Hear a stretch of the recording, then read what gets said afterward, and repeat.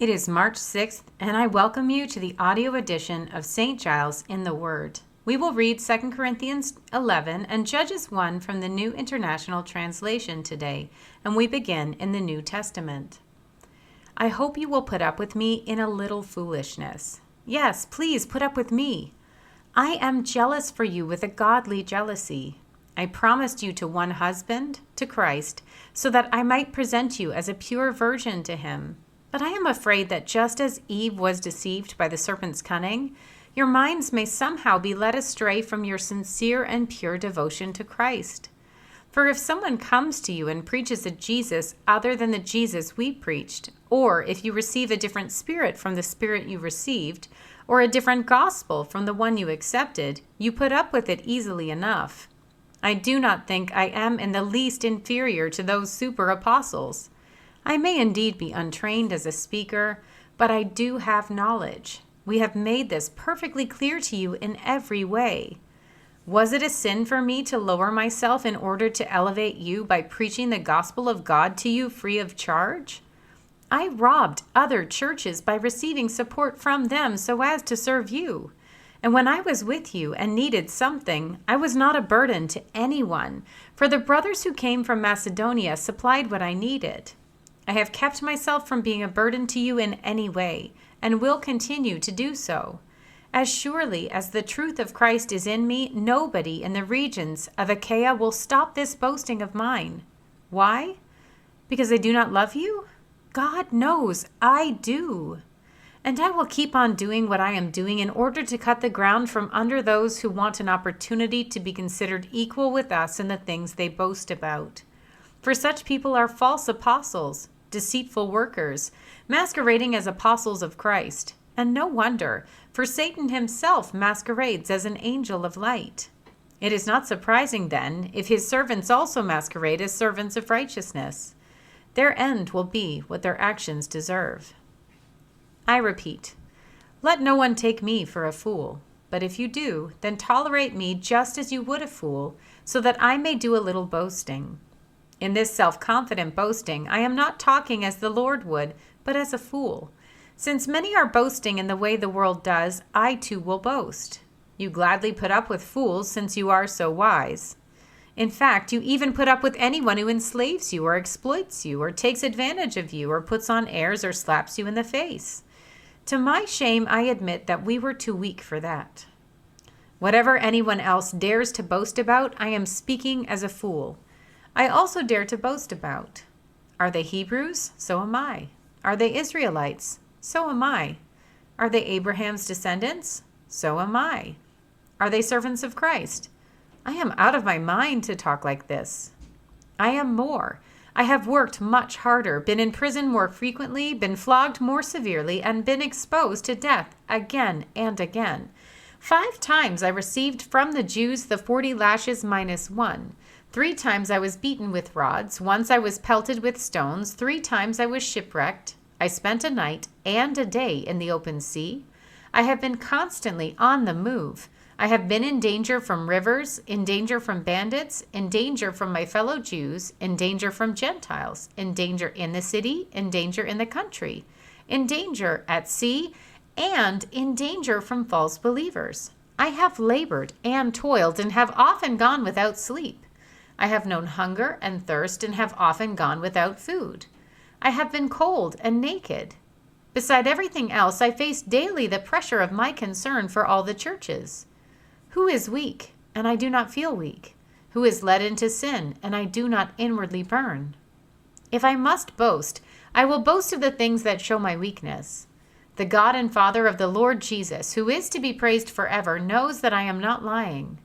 In Damascus, the governor under King Aretas had the city of the Damascenes guarded in order to arrest me, but I was lowered in a basket from a window in the wall and slipped through his hands. We turn now to the book of Judges. After the death of Joshua, the Israelites asked the Lord, "Who of us is to go up first to fight against the Canaanites?" The Lord answered, "Judah shall go up. I have given the land into their hands." The men of Judah then said to the Simeonites, their fellow Israelites, "Come up with us into the territory allotted to us to fight against the Canaanites. We will in turn go with you into yours." So the Simeonites went with them.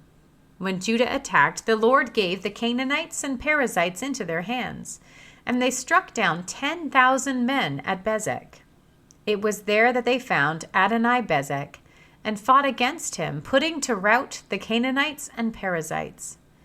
Adoni-Bezek fled, but they chased him and caught him and cut off his thumbs and big toes.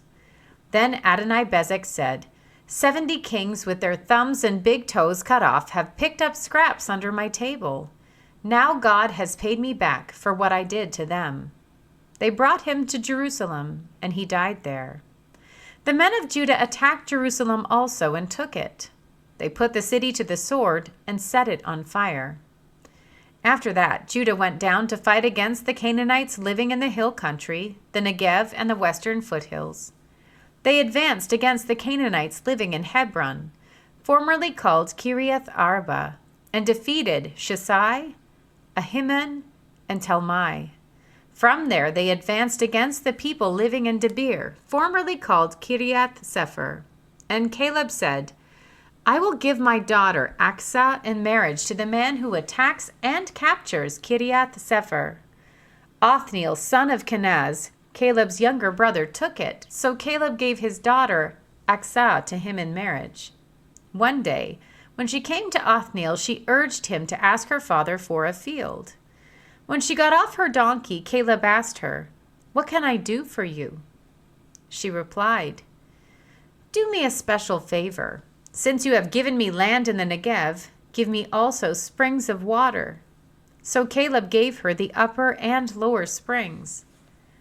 The descendants of Moses' father-in-law, the Kenite, went up from the city of palms with the people of Judah to live among the inhabitants of the desert of Judah in the Negev near Arad. Then the men of Judah went with the Simeonites, their fellow Israelites, and attacked the Canaanites living in Zephath, and they totally destroyed the city. Therefore it was called Hormah. Judah also took Gaza, Ashkelon, and Ekron, each city with its territory. The Lord was with the men of Judah. They took possession of the hill country, but they were unable to drive the people from the plains because they had chariots fitted with iron. As Moses had promised, Hebron was given to Caleb, who drove from it the 3 sons of Anak. The Benjamites, however, did not drive out the Jebusites who were living in Jerusalem. To this day, the Jebusites live there with the Benjamites. Now the tribes of Joseph attacked Bethel, and the Lord was with them. When they sent men to spy out Bethel, formerly called Luz, the spies saw a man coming out of the city, and they said to him, "Show us how to get into the city, and we will see that you are treated well." So he showed them, and they put the city to the sword, but spared the man and his whole family. He then went to the land of the Hittites, where he built a city and called it Luz, which is its name to this day. But Manasseh did not drive out the people of Bethshan or Tanakh or Dor or Iblim or Megiddo and their surrounding settlements, for the Canaanites were determined to live in that land. When Israel became strong, they pressed the Canaanites into forced labor, but never drove them out completely. Nor did Ephraim drive out the Canaanites living in Gezer, but the Canaanites continued to live there among them. Neither did Zebulun drive out the Canaanites living in Kitron or Nahalol. So these Canaanites lived among them, but Zebulun did subject them to forced labor.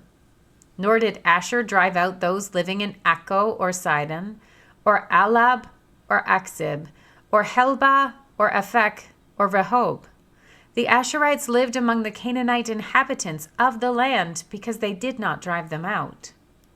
Neither did Naphtali drive out those living in Beth Shemesh or Beth Anath, but the Naphtalites too lived among the Canaanite inhabitants of the land, and those living in Beth Shemesh and Beth Anath became forced laborers for them.